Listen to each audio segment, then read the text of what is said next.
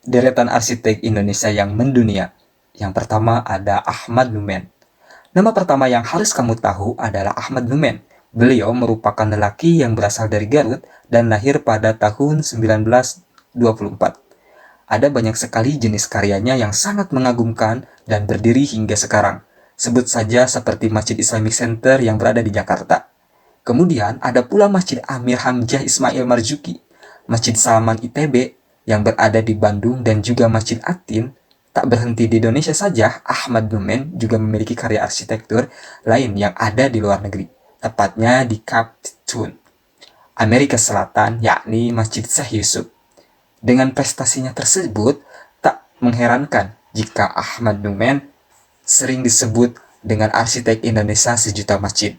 Untuk itu, tak perlu diragukan lagi bagaimana terkenalnya figur Ahmad Numen dalam kancah arsitektur internasional. Selain itu, beliau juga menjadi salah satu pendiri AI atau Ikatan Arsitek Indonesia. Kedua, ada Ridwan Kamil.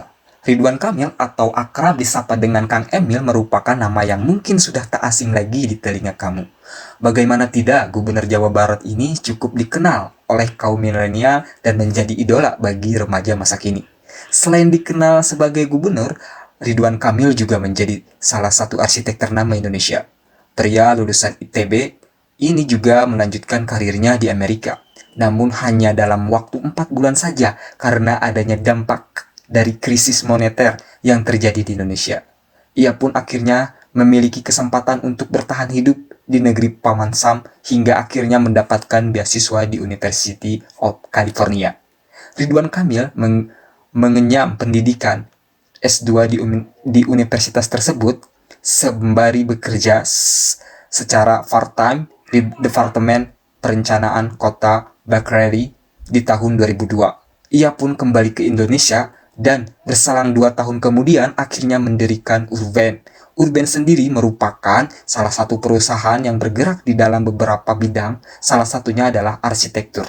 Meskipun nama Ridwan Kamil semakin dikenal dengan jabatannya menjadi wali kota Bandung, namun sebelum itu Ridwan Kamil telah memiliki prestasi dan karya arsitektur Indonesia yang layak untuk diacungi jempol.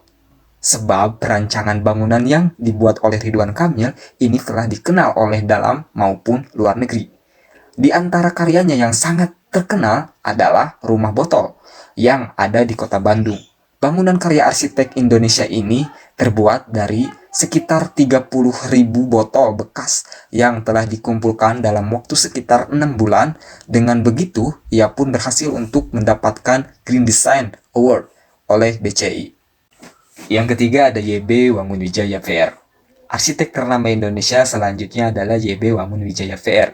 Hal ini dikarenakan lulusan dari ITB tahun 1959 ini memiliki sumbangsih dan karya yang melekat di dalam jiwa banyak orang. Dikenal dengan Bapak Arsitektur Modern, Indonesia ini telah menciptakan banyak karya baik dari dalam maupun luar negeri. Salah satu karya yang paling terkenal adalah beberapa gereja, bentara budaya, dan juga kawasan pemukiman Kalikode. Kampung Kode yang berada di Yogyakarta ini merupakan salah satu karya terbaik yang dimiliki oleh YB Wangunwijaya. Bahkan ia pun mendapatkan penghargaan internasional yaitu Aga Khan karena karyanya satu ini.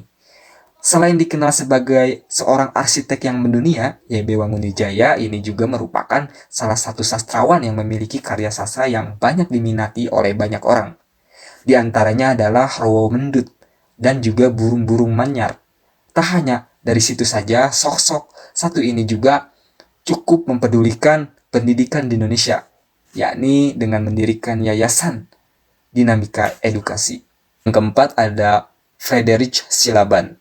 Meskipun hanya lulusan dari STM atau Sekolah Teknik Menengah, namun rancangan bangunan dari Friedrich Silaban ini tidak dapat dianggap sebelah mata. Sebab dari sini membuktikan bahwa latar belakang dari pendidikan seseorang tidak mempengaruhi kesuksesan yang dimilikinya. Desain rancangan yang dihasilkan oleh Friedrich Silaban sangat terkenal dan pastinya kamu pernah mengunjungi salah satu dan karyanya tersebut. Di antaranya adalah Monumen Katulistiwa yang ada di Pontianak, Gelora Bung Karno, Monumen Nasional hingga Masjid Istiqlal yang merupakan karya arsitektur Indonesia asal Sumatera Utara ini. Frederick Silaban diakui sebagai anak bangsa yang melahirkan karya-karya luar biasa. Maka tak heran jika Masjid Istiqlal yang merupakan salah satu rancangan berhasil untuk meraih penghargaan, di mana ia pun berhasil memperoleh tanda kehormatan bintang jasa sipil yang berasal dari pemerintah. Yang kelima ada Budi Pradono. Arsitek Indonesia yang mendunia selanjutnya adalah Budi Pradono. Pekerjaan arsitek yang dibuatnya yakni bangunan bambu tampak telah sukses hingga kancah internasional. Pendiri dari Budi Pradono Arsitek atau BPA ini juga merupakan sosok yang telah berhasil untuk mendapatkan penghargaan di dalam Arcasia Architecture Award atau AAA di tahun 2016 silam. Perlu kamu ketahui bahwa Arcasia Architecture Award merupakan salah satu dewan arsitek yang dibentuk oleh 19 organisasi yang ada di Asia. Organisasi tersebut berasal dari China hingga Pakistan. Untuk itu, tak mengherankan jika Budi Pradono merupakan salah satu desainer rancangan bangunan yang mendunia.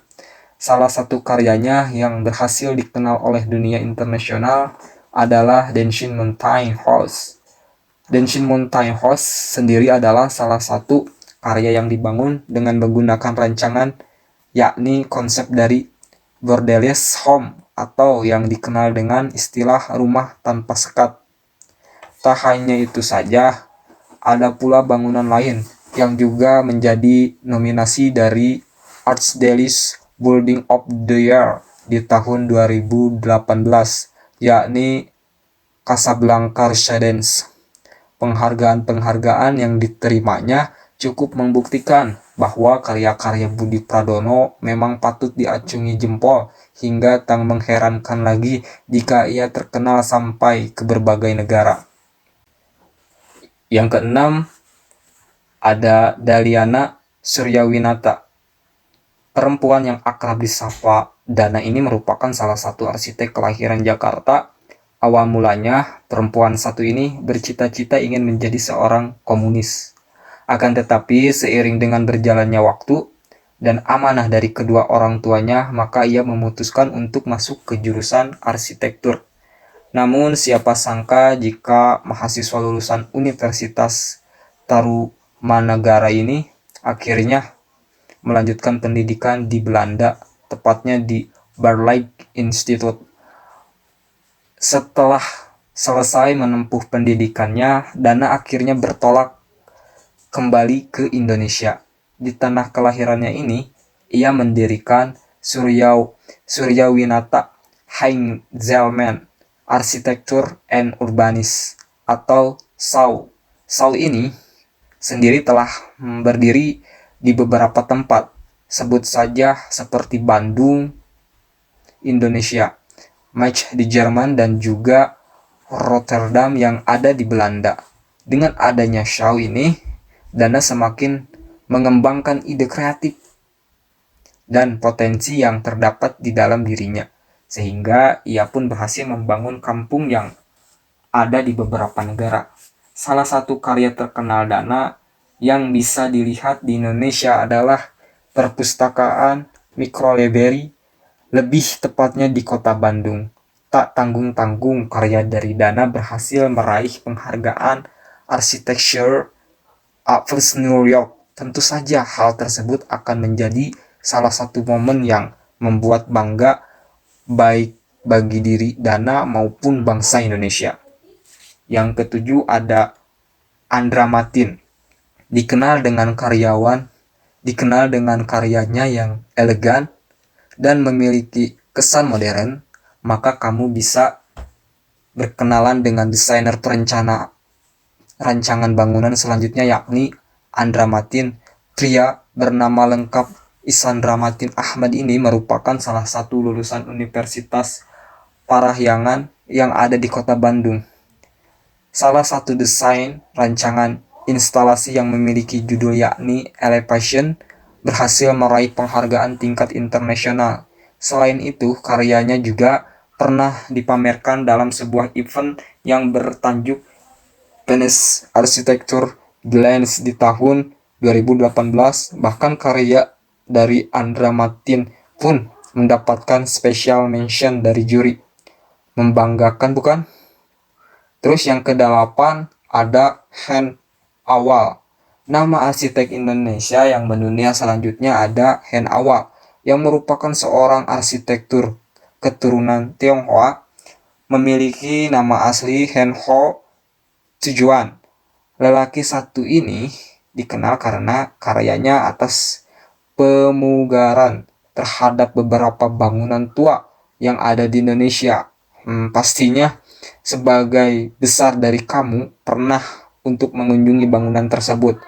Beberapa bangunan yang dimaksud diantaranya adalah Gedung Arsip Indonesia, Gereja Katedral, dan Gedung Bank Indonesia. Bahkan pemugaran Gedung Arsip Internasional berhasil membawanya memenangkan penghargaan Award of Excellence UNESCO Asia Pacific Heritage di tahun 2001. Yang ke-9 ada Yori Antar. Yori Antar dapat dikatakan sebagai desainer rancangan bangunan yang menjadi andalan pemerintah. Hal tersebut dikarenakan Yori Antar mampu melestarikan rumah adat yang ada di Indonesia dari kepunahan. Salah satunya adalah rumah adat Baruniang atau yang disebut dengan rumah adat Wairebo.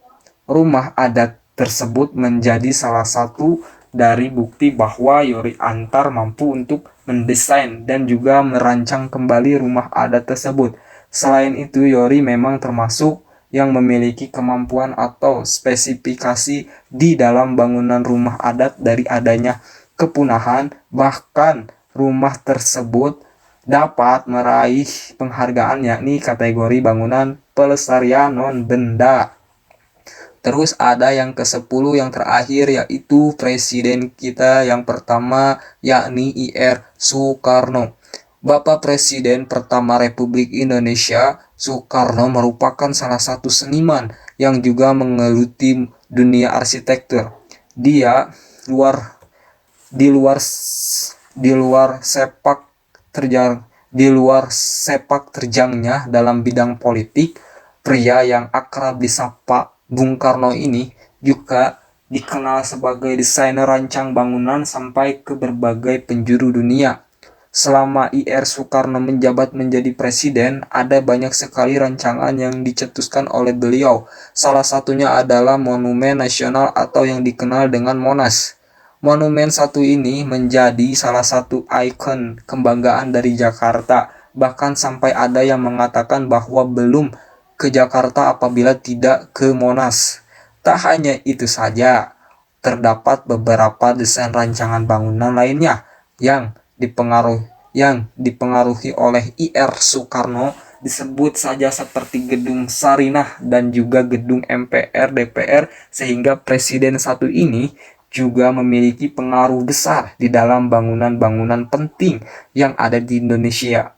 Itulah beberapa desainer rancangan bangunan yang karirnya telah melejit hingga tingkat internasional. Untuk itu, sebagai anak kos yang menempuh pendidikan di jurusan satu ini, sebaiknya kamu patut untuk berbangga hati, sebab banyak sekali orang Indonesia yang menghasilkan karya bahkan sampai dikenal dengan memperoleh penghargaan internasional.